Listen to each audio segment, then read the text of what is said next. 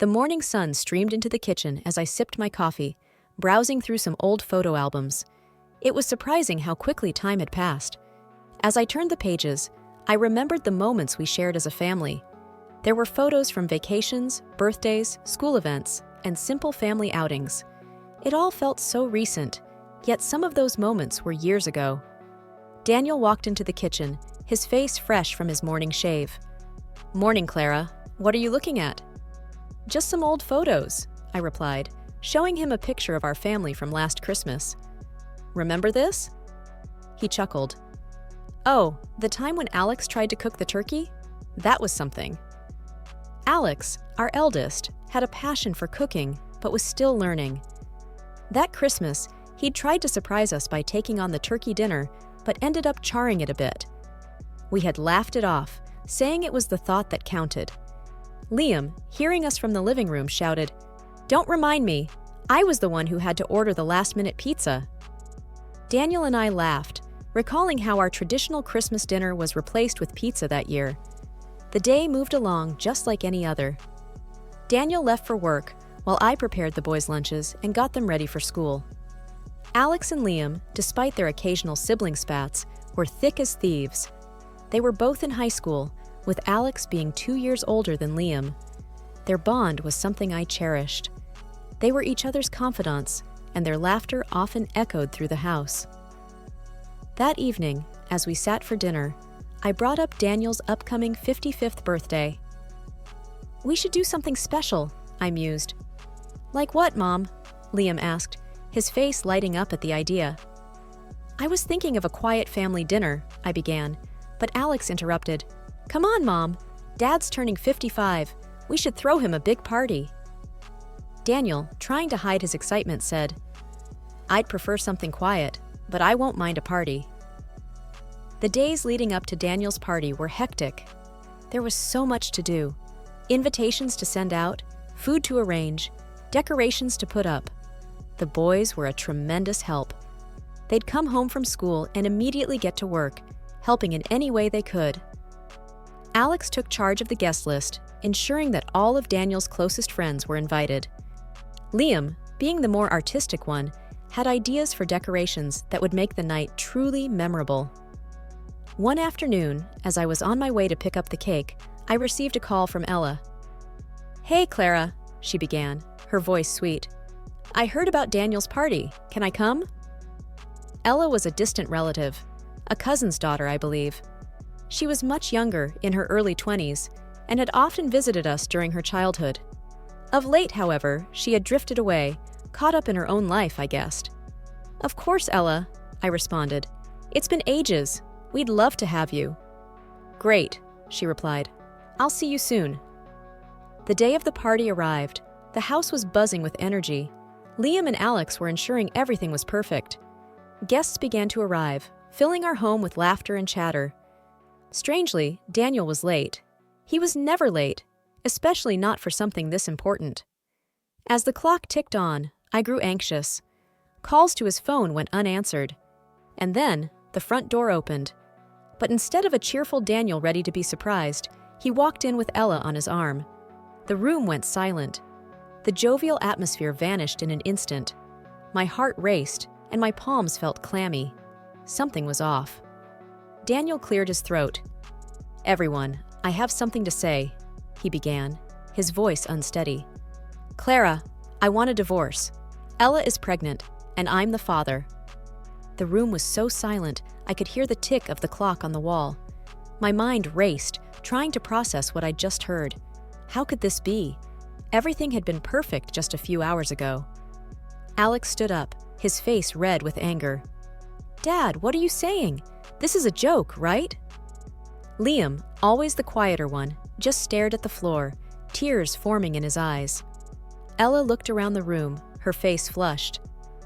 "I'm sorry," she whispered, but I wasn't sure if she meant it. Daniel looked at me, waiting for a response. But words failed me. The life I thought I knew was falling apart in front of my eyes. Guests began to murmur among themselves, and slowly, they started to leave. The party was over before it even began. That night, the boys and I sat in the living room, trying to make sense of everything. Alex was fuming.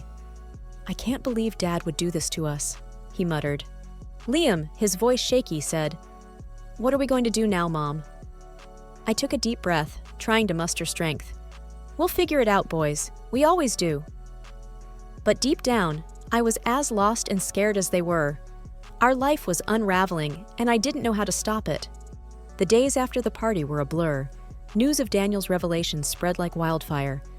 Friends and family were shocked. Some even called to express their disbelief.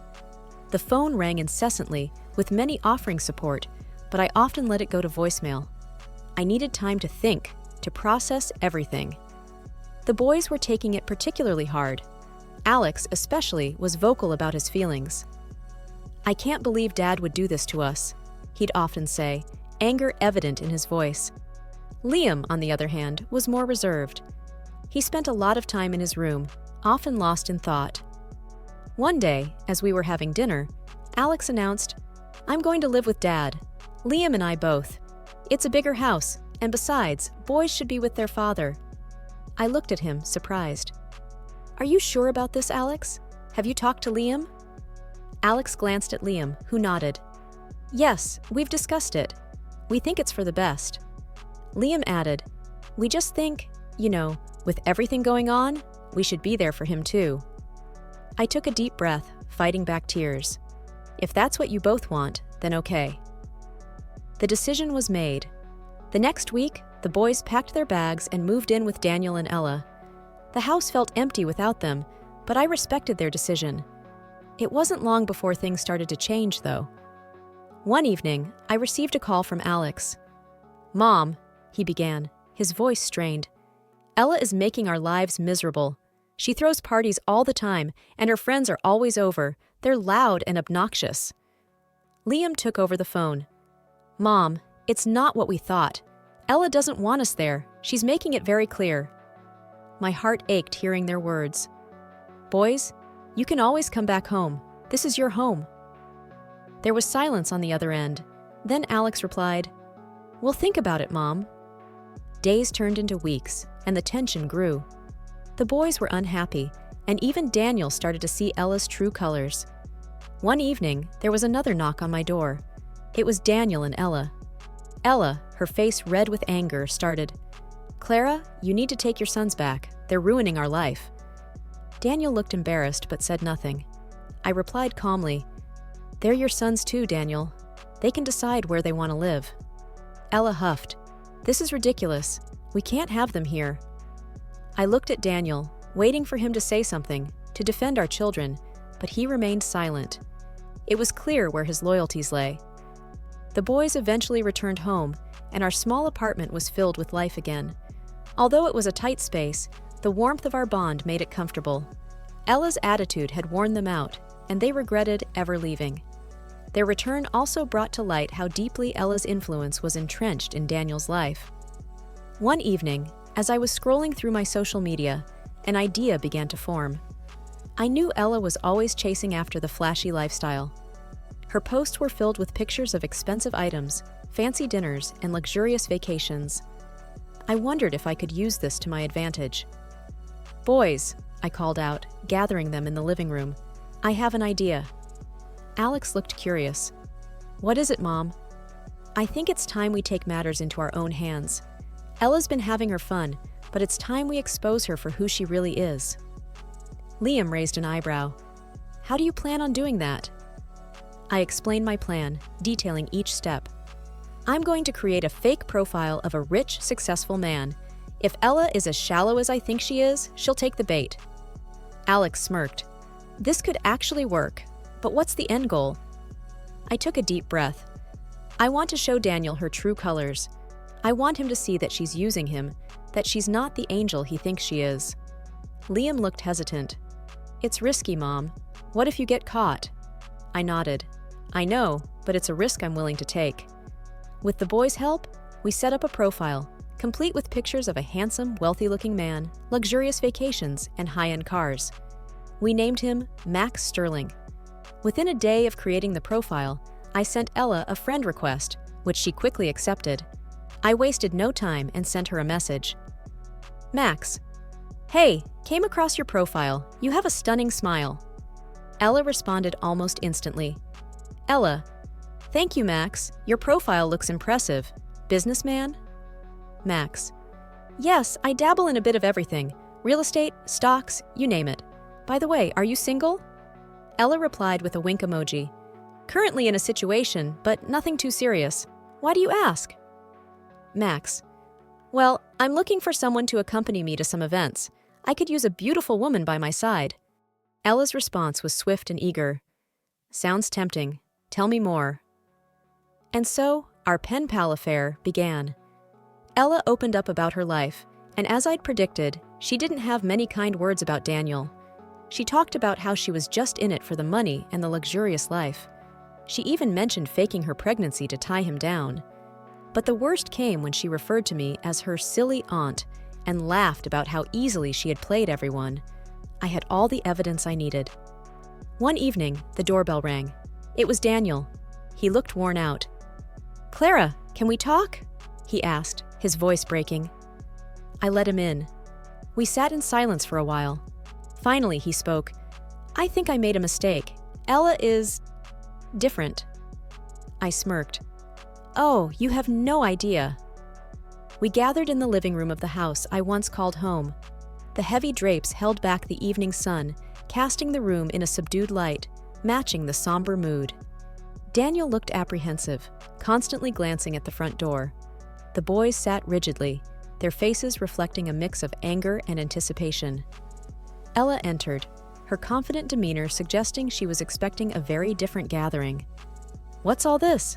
She questioned, her eyes narrowing as she scanned the room, landing on me. Before anyone could reply, Daniel, with a newfound courage, handed her the tablet. You should see this. She frowned, scrolling through the conversation. Her confident stance faltered, replaced with growing panic. She looked up, her gaze darting between Daniel and me, realizing she had been caught. Is this your doing? She spat, directing her anger at me. Ignoring her accusation, I asked calmly, Is it true, Ella? Were you just using Daniel for his money? And the pregnancy? She laughed, though there was no humor in it. Why should it matter? He was an easy target. Alex, unable to contain his anger, shot up. You played with our lives for your own selfish reasons. Ella smirked. Should have kept your noses out of my business then. Liam, ever the mediator, tried reasoning. You could have just been honest from the start. Why play this game? She looked defiant. Because it was easy, and I got what I wanted. He was just a stepping stone. Daniel, his voice shaking, finally spoke. Did you ever care about me? Even a little? She shrugged nonchalantly. You served a purpose. That's all. With those final cold words, she stormed out, leaving a trail of destruction in her wake. There was a heavy silence. Daniel looked utterly broken, his world shattered. I sighed. I'm sorry, Daniel, but you had to know. He nodded, tears streaming down his face. I was so blind. Alex looked at his father, his voice firm. You made your choice, Dad. You decided to trust her over us. Liam added, echoing his brother's sentiments. Actions have consequences. Daniel sat there, crushed by the weight of Ella's betrayal and his own decisions. And while it was painful to watch, neither I nor my children felt any sympathy for him. I found myself back at the house just a few days after the revelation. This time, it was to discuss the terms of our divorce. It felt surreal. The house, which once echoed with our shared dreams, now stood as a testament to our broken trust. The boys were adamant they wanted to be present, to ensure things were fair. They had grown so much during this time, standing firm and supporting me. Daniel looked even more worn out, as if the weight of his mistakes was physically pushing him down. He started, Clara, I can't begin to express how deeply sorry I am. Save it, I cut him off. This isn't about apologies. Let's get to business. Liam took out a piece of paper. We've listed out what we think is a fair division. We don't want more than we deserve, but we certainly won't accept less. Daniel skimmed through it, then looked up, hesitating. Clara, the house. I thought we could sell it and split the money. Alex snorted. Why? So you can give half to Ella? I intervened. No, the house stays with the boys and me. You have other properties. You won't be left homeless. Daniel tried again. It's just that the house holds memories for me too. Memories you were willing to tarnish by bringing Ella into our home, I retorted. He looked down, defeated. Fine, I won't contest it. The conversation moved on to other assets, bank accounts, and investments. It was a grueling process, bringing up more raw emotions. Every time we hit a roadblock, one of the boys would step in, reminding Daniel of his responsibilities. Finally, after what felt like hours, we reached an agreement. The boys and I would retain the family home and most of the joint savings. Daniel would keep his personal assets and the vacation home. As we were about to leave, Daniel spoke. Clara, I know I don't have any right to ask, but can we ever find a way to move past this? Not as a couple, but maybe, someday, as friends? I took a deep breath. Daniel, right now, I don't have an answer. All I know is that trust, once broken, is hard to rebuild. Liam added, and actions have consequences, Dad. You chose to betray us. Alex, ever the protective one, chimed in. You need to live with the choices you made. Daniel nodded, tears glistening in his eyes. I understand. Our move to the apartment was surprisingly smooth. With the boys' help, we set up our new home. While it lacked the sprawling grandeur of the house, it had a warmth that the mansion lost a long time ago. It wasn't long before I started hearing rumors. Word spread fast in our close-knit community. Ella was the talk of the town, with her web of lies coming undone one thread at a time. One afternoon, as I sipped my coffee in a cafe downtown, Mrs. Jenkins, a longtime neighbor, approached. Clara, dear, she began, her voice oozing false concern. Have you heard? That young girl, Ella, apparently, she's been seeing multiple men behind Daniel's back. I took a sip, not letting her words rile me. Not surprised, I replied, matter-of-factly. Mrs. Jenkins leaned in closer, as if sharing a state secret. And it's not just that. They say she never was pregnant to start with. I raised an eyebrow. Well, that's something. But honestly, Mrs. Jenkins, it's no longer my concern. She looked taken aback. Oh, but dear, it's such a scandal. I met her gaze, unwavering. A scandal I have no part in.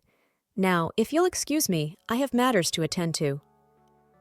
As the days went by, more revelations surfaced. Ella's escapades became the stuff of legend. The latest was about her being involved in some shady business deals. One evening, as we were having dinner, Alex shared, Dad's business is suffering. People don't want to associate with him anymore because of Ella. Liam added, I heard some partners pulled out of deals. I took a moment, then said, It's unfortunate, but he chose to align with her. This is the outcome of his choices. The doorbell rang, disrupting our conversation. To our surprise, it was Daniel. Clara, he began, I need to talk. I nodded. Fine, but keep it brief. He sighed, looking more disheveled than ever. It's all falling apart. The business, my reputation, everything. Alex scoffed. What did you expect? Daniel looked pained. I know I messed up, but I didn't expect it to go this bad. I crossed my arms. You let a snake into your life, Daniel. It was bound to bite. He looked defeated. I know. I just hoped. Liam interrupted. Hoped what? That your betrayal wouldn't have consequences? Daniel lowered his head. I'm sorry. Alex, never one to mince words, said, Sorry doesn't cut it. You made your bed. I added, Daniel, it's time you face the music. Clean up the mess you made. He nodded, turning to leave. Thank you for hearing me out. The days turned into weeks, and then months. The boys adjusted to their new school and made new friends. We no longer heard or talked about Daniel's misfortunes. Our focus was on the future, not the past. One morning, as I prepared breakfast, Liam walked in with a letter in hand. It's from the court, he announced, his face giving nothing away. I opened it and skimmed through. The final verdict of the property division was in. The judge ruled in our favor. Most of the assets were awarded to us. Alex peeked over my shoulder. Wow, that's a lot more than I expected. I nodded. Yes, but remember, material possessions are fleeting. Our real wealth is here, I said, tapping my heart. With family. Liam smiled. Couldn't agree more, Mom. The doorbell rang, and Alex went to answer. It was Mr. Wilson, our former gardener from the mansion. He looked different, happier. Clara, good to see you. I brought you these. He handed over a basket of fresh flowers. From your favorite part of the old garden. Tears filled my eyes. Thank you, Wilson. This means a lot. He grinned. I heard about the verdict. I'm glad justice prevailed. I nodded. Thank you for sticking by us, even after everything. He waved it off. You were always kind to me. Besides, everyone knew what Ella was about. It was only a matter of time. We chatted a bit more, reminiscing about the old days before he left. The boys and I sat down for breakfast, the aroma of fresh flowers filling the room. Alex broke the silence. Mom, have you thought about what we'll do now? Liam added, with the assets and all? I took a moment. I've been thinking. Perhaps it's time for a fresh start, somewhere new. We can sell the house, the cars, everything. We'll have enough to start over. Alex looked intrigued. Where were you thinking? Somewhere by the coast. Always loved the sound of waves. Liam beamed. I'm in. Alex chuckled. Yeah, me too. We started planning our move. A new place, away from the shadows of our past. It was exhilarating. A few weeks later, we packed our bags and headed to our new home. A quaint house overlooking the sea, where mornings started with sunrises and nights ended with the soothing sounds of waves. One evening, as the sun painted the horizon in hues of gold, Liam joined me. You know, Mom, this is the best decision we ever made. I smiled, looking out at the vast expanse. Yes, sometimes endings are just new beginnings in disguise. Liam wrapped his arm around my shoulders. Here's to our new beginning. I sighed contentedly. Here's to us. And as the sun dipped below the horizon, we looked ahead, our hearts full of hope, ready to embrace whatever lay ahead.